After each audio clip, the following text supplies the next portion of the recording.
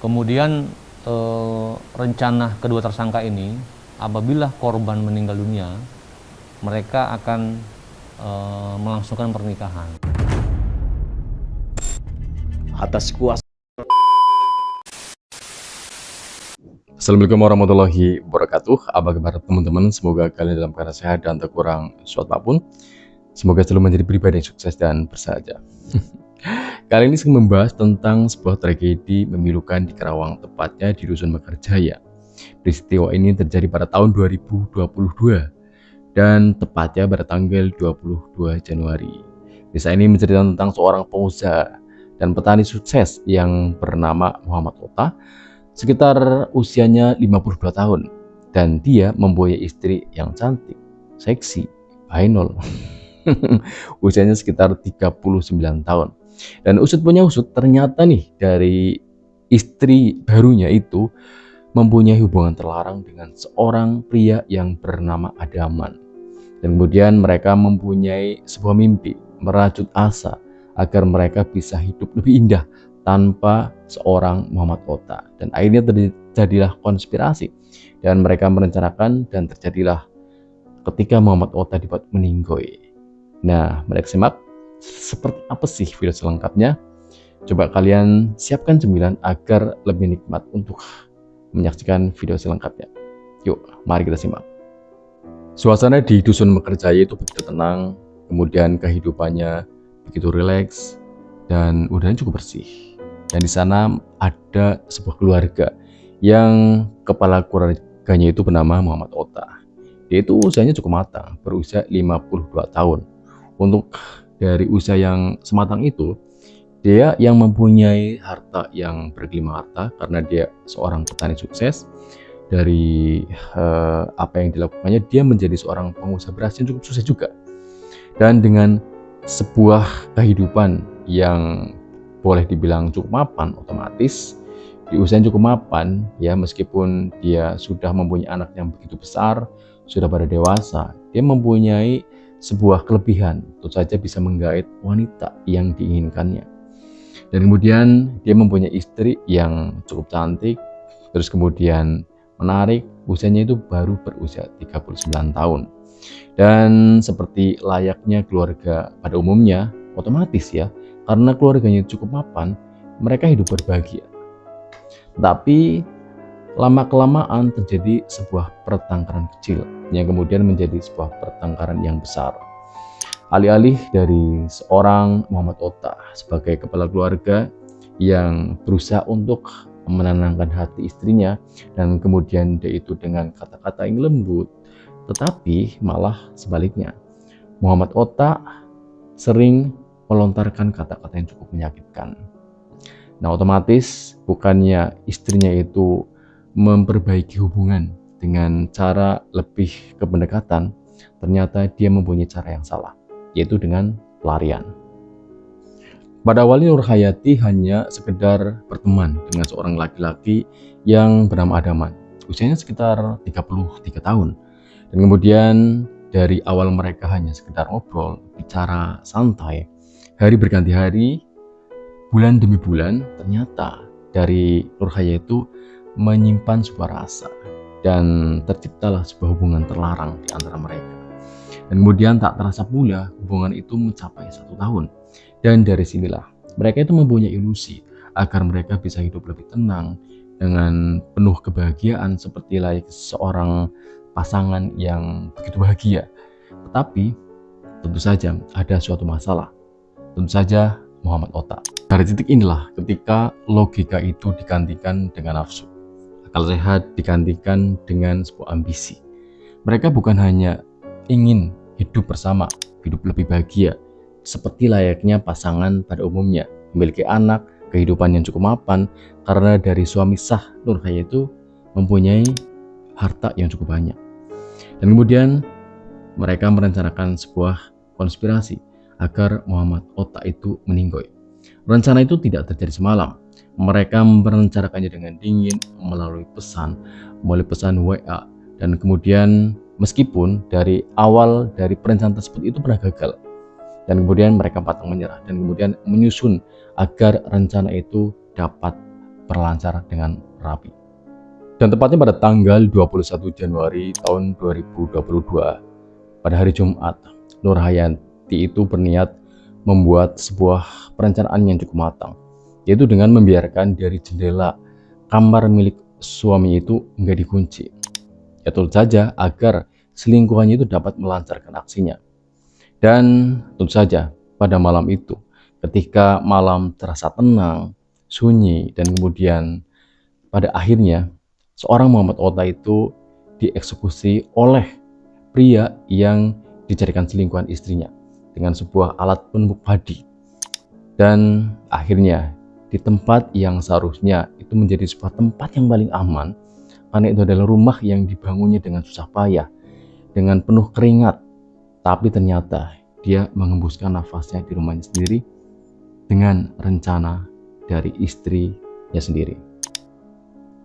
Dan dari sandiwara itu bukan hanya di itu saja guys ya. Tepatnya pada pukul 23.30, si Nur Hayati itu teriak dan minta tolong kepada warga. Dan kemudian dia menangis histeris, berteriak minta tolong bahwa suami itu telah dirampok. Ini cukup menggelikan ya. Dan kemudian datanglah para warga untuk menolong dan melihat kejadian, di mana ternyata Muhammad Ota itu sudah tidak bernyawa. Bisik-bisik tetangga pun kemudian terjadi. Dan tak lama kemudian, karena merasa ada suatu kejanggalan, polisi pun datang untuk menginterogasi dan kemudian mengusut dari peristiwa yang menimpa dari Muhammad Ota, seorang pengusaha sukses di Kerawang tersebut. Tak lama kemudian, dari polisi yang berasal dari Polres Kerawang yang dipimpin oleh dari AKBP Aldi Supartono dan Kasat Reskrim AKP Polesta Ageng Wijaksana pun melakukan olah TKP. Dan disinilah kejanggalan itu ditemukan. Karena jika itu sebuah perampokan, otomatis ada barang yang hilang. Tetapi barangnya nggak ada yang hilang, utuh aja. Dan kemudian dari ketika olah TKP tersebut, ternyata dari akses jendela rumahnya itu nggak rusak, tetapi dapat dibuka dengan mudah. Nah, disinilah dari kecurigaan polisi, dari cerita-cerita seorang Nur Hayati itu amat sangat janggal. Dan kemudian terjadilah sebuah dugaan. Benarkah Nur Hayati melakukannya? Udah nggak dengar suara apa? Enggak, cuman suara tempat tidur doang. Untuk mengelabui warga, setelah korban dihabisi, Nur Hayati kemudian berpura-pura panik. Kecurigaan polisi pun semakin menguat guys. Karena dari AKBP seorang Aldi Supartono kan sudah pengalaman. Kemudian tampaknya memang kalau secara umumnya dari tangisan Nur Hayati adalah sebuah rasa kehilangan, sebuah rasa kesedihan. Tetapi bagi polisi itu adalah sebuah rasa kepanikan. Dan kemudian kecurigaan itu semakin menguat. Otomatis dari polisi pun akhirnya menggeledah isi ponsel dari Nur Hayati. Nah, dari isi ponsel tersebut ya, banyak sebuah bukti-bukti, baik pesan yang kemudian dari perencanaan dari awal hingga matang dan terjadilah sebuah eksekusi tersebut. Tentu saja, polisi juga mengungkap tentang hubungan terlarang mereka antara Nur Hayati dengan pria selingkuhannya yang bernama Adaman. Tentang cinta terlarang yang mereka lakukan. Dan kemudian dengan mimpi mereka agar mereka bisa hidup bersama. Dengan tentu saja dengan menghabisi suami sah dari Nur Hayati, yaitu seorang Muhammad Ota. Ini baru bisa dieksekusi pada tanggal yang pada hari Jumat itu. Dan dengan bukti dari isi pesan yang disampaikan oleh Nur Hayati dengan Adaman, dengan dari perencanaan mereka dari awal hingga matang dan terjadilah eksekusi tersebut, polisi secara kurang dari 24 jam pun menangkap dari dua pelaku tersebut. Dan tepatnya pada tanggal 22 Januari, yaitu pada hari Sabtu, mereka itu langsung ditangkap.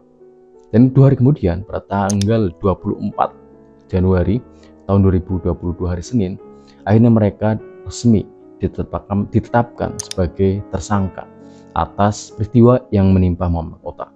Di sana mereka sudah tidak bisa membuat sandiwara, semuanya sudah runtuh, konspirasi mereka terbongkar dan akhirnya mereka ditetapkan sebagai tersangka, yang menyebabkan dari Muhammad Otta yang merupakan seorang kepala keluarga yang penuh tanggung jawab, yang mempunyai anak-anak yang memang sudah dewasa, dan kemudian meninggalkan kepedihan. Ternyata ayah mereka itu dibunuh dan dihabisi oleh istrinya sendiri, yang ternyata menurut pengakuan dari anaknya itu, meskipun dia itu anak tiri, awalnya itu Nurhayati ini baik banget dan gak menyangka bahwa ketika peristiwa itu terjadi pada keluarganya dan menimpa ayahnya, Nurhayati adalah pelaku sebenarnya. Firasat, soalnya kedengaran ada orang yang nangis. Kirain saya kan bapak sakit lagi. Nggak taunya pas saya sampai rumah, kejadian udah terjadi kayak gitu. Dan dengan perbuatan keji seorang Nurhayati yang tega menghabisi dari suami sahnya sendiri yang dibantu dengan selingkuhannya, polisi pun memutuskan untuk menjatuhkan pasal 340 KUHP tentang perencanaan pembunuhan atau pembunuhan berencana. Dan gak tanggung-tanggung ya, dari hukuman tersebut itu maksimal hukuman mati, bahkan minimal itu hukuman seumur hidup atau bahkan 20 tahun minimal. Dan tentu saja dari ilusi seorang Nurhayati yang ingin hidup ya penuh bahagia dengan pasangannya yang bernama Adaman, dengan sebuah ilusi yang mungkin akan membuatnya penuh kebahagiaan selamanya, malah dia itu hidup merana selamanya di akhir atau bahkan hingga dia itu meninggal di penjara. Dari sini kita bisa dapat belajar guys ya, bahwa apapun itu kita harus berpikir 1000 kali untuk melakukan sebuah kejahatan. Atau bahkan jika memang teman-teman punya masalah rumah tangga dengan alasan apapun, janganlah teman-teman bisa untuk membuat sebuah kejahatan apapun itu. Karena dari apapun yang terjadi di rumah tangga, seharusnya itu lebih dewasa, lebih memikirkan jauh ke depan, untuk siapa kita hidup, atau untuk alasan apa kita harus bertahan hidup. Untuk anak, untuk ibu, orang tua yang telah memberikan kita. Nah, semoga saja dari kasus ini kita bisa dapat belajar agar kita bisa menjadi pribadi yang lebih baik, dan kemudian dari apapun yang kita lakukan tetap mempunyai prinsip-prinsip norma dan tetap ingat kepada Tuhan. Sekian, Assalamualaikum warahmatullahi wabarakatuh. Ciao.